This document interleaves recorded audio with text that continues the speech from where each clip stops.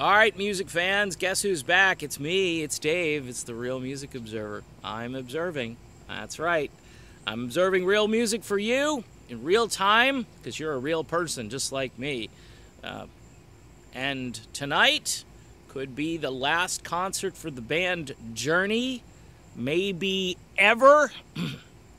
Now, if I say that, it's speculation. So just, you're watching the video, I throw out an opinion, and you go, okay, it's an opinion. I don't agree with it, and that's cool. I like that. But here's the deal.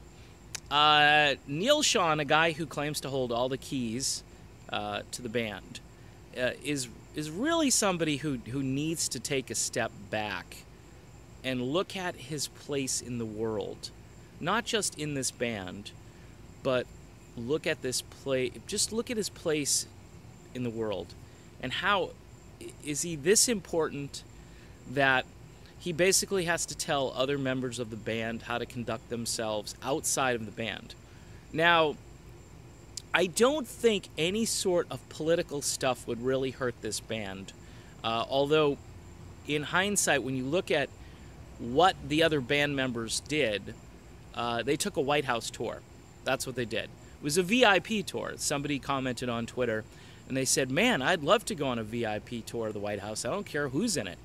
And whether you like the President of the United States or you don't like him, it would be kind of cool to go on a tour of the White House. Now, of course, you can infer that Jonathan Cain and his wife, who more or less is a, advisor to the President, that they're all cool with the President. Maybe they're not, though. Maybe they're trying to give him better advice so he does things differently. And this is why I go, let's step back and get out of the politics and get back into the music. Leave that aside. Neal Schon has been tweeting relentlessly about how Jonathan Cain wasn't really that important. Journey was successful prior to his arrival, and some of that is true. He's definitely the band was on an upward trajectory. But let's review the facts, shall we? I like reviewing facts. Herbie Herbert, the manager, insisted, told them they have to take Steve Perry. Both Raleigh and Schon said, no way, we're not taking this crooner. We don't want Perry in our band. Herbie says, over my dead body, he's in the band. Perry and Schon hit it off.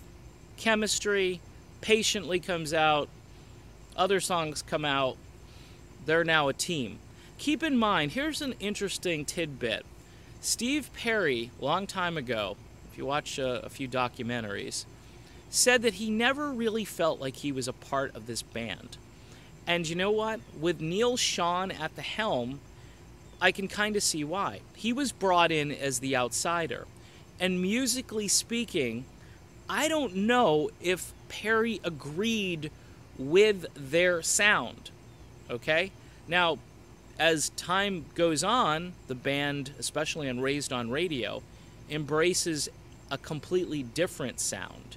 They bring in a lot of different sounds. I mean, there's a harmonica on that. I mean, it's a different sounding album, although it does stay true to the roots of Journey for the most part.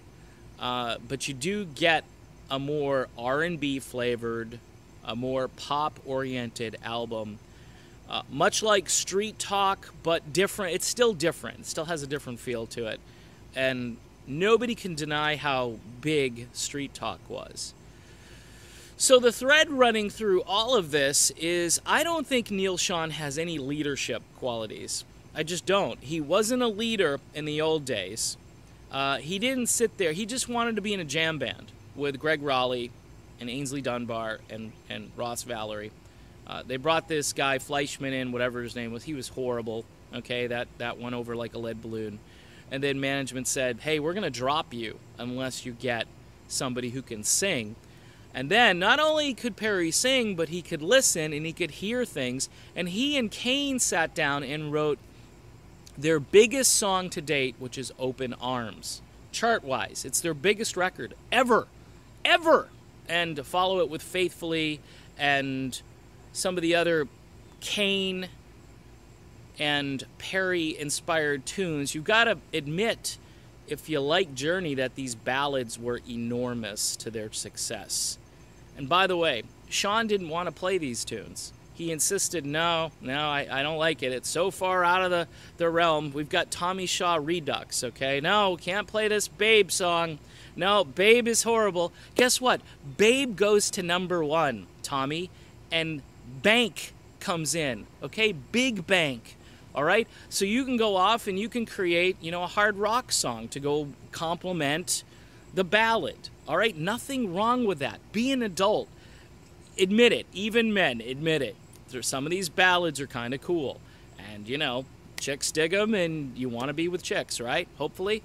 So, in any event, the point of this video is to say that the leadership of the guitar player who is blowing up Twitter and blowing up politics and accusing and, oh, he's protecting the band for 2 years. He did nothing. It was Herbie Herbert who did everything to create this band, okay? And now, by the way, it's Irving Azoff that keeps the band afloat, okay? So my guess is when this ends tonight, and it's going to end badly. It's not going to end like, yeah, he's over on Twitter saying, oh, we're going to put in a great show.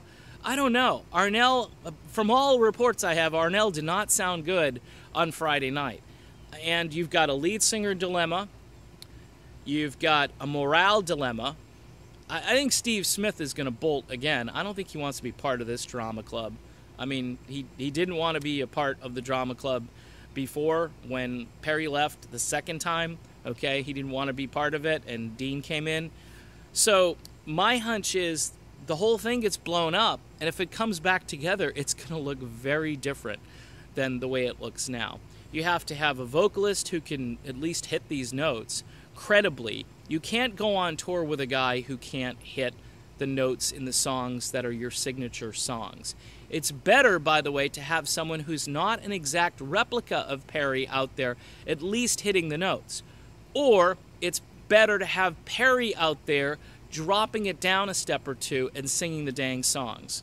Because if he does that, people will show up. Perry's not interested, and I don't blame him. He wasn't interested long ago, and there's a pattern. I think Perry knows that, hey, this isn't going to go in the musical direction I want it to go in. So, however, if it's Kane and Perry back together again, writing and putting together these masterful songs, then yours truly would say, hey, how about a Perry Kane project? I think Perry and Kane would knock it out of the park. They might even get songs on the radio, because I think they can, even today, they can write radio-friendly music for adult contemporary radio stations. Whereas Neal Schon is going to go in the direction of Dean Castronovo.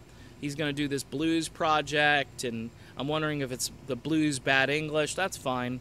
John Waite's got a great voice. I love John Waite, but it's just self-indulgent stuff. It's not going to fill a stadium. I mean, might fill a decent-sized arena or club, but the point is, people are going to miss Journey, and there are Journey alternatives out there. But the big question is, will this be the last concert for the band Journey tonight at Citi Field?